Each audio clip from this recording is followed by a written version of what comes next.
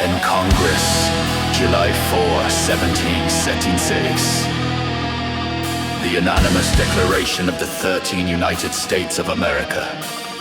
When in the course of human events, it becomes necessary for one people to dissolve the political bands which have connected them with another, and to assume among the powers of the earth the separate and equal station to which the laws of nature and of nature's God entitle them. A decent respect to the opinions of mankind requires that they should declare the causes which impel them to the separation. We hold these truths to be self-evident, that all men are created equal,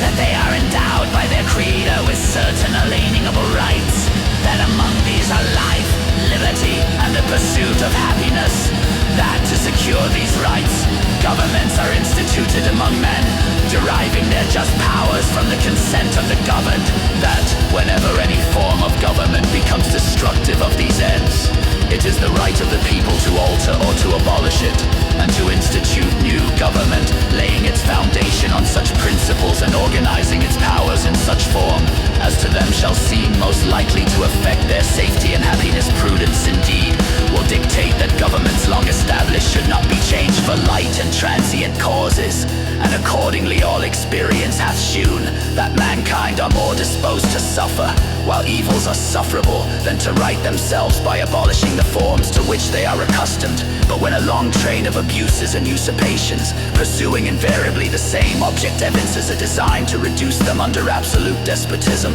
it is their right, it is their duty, to throw off such government, and to provide new gods for their future security. Such has been the patient sufferance of these colonies, and such is now the necessity which constrains them to alter their former systems of government. The history of the present King of Great Britain is a history of repeated injuries and usurpations, all having in direct object the establishment of an absolute tyranny over these states.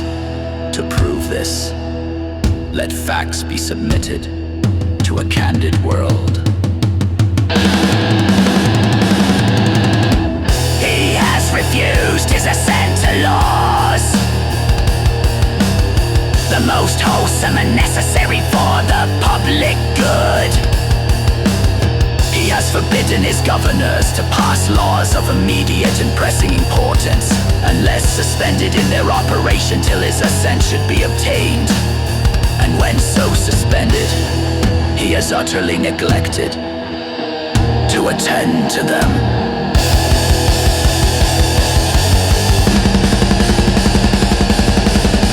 He has refused to pass other laws for the accommodation of large districts of people,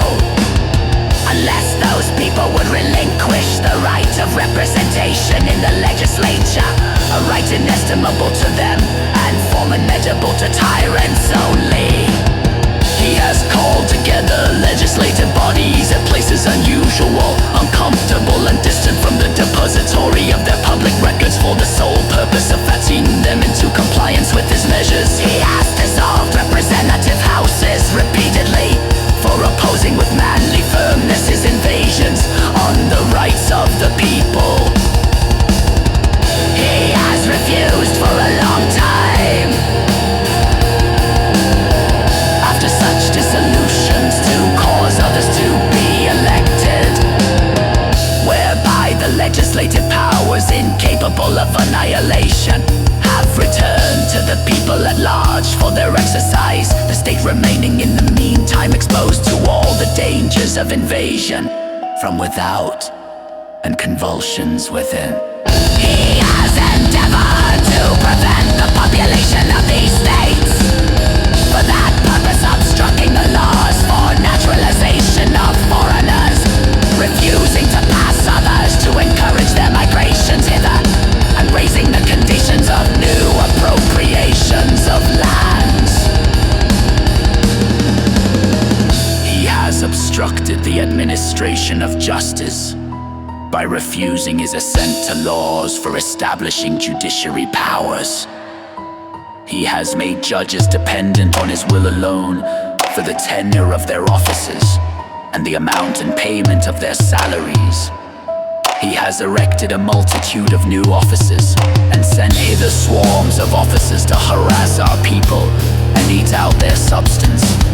kept among us in times of peace, standing armies without the consent of our legislatures. He has affected to render the military independent of and superior to the civil power. He has combined with others to subject us to a jurisdiction foreign to our constitution and unacknowledged by our laws, giving his assent to their acts of pretended legislation for quartering large bodies of armed troops among us, for protecting them by a mock trial from punishment for any murders which they should commit on the inhabitants of these states, for cutting off our trade with all parts of the world, for imposing taxes on us without our consent, for depriving us in many cases of the benefits of trial by jury,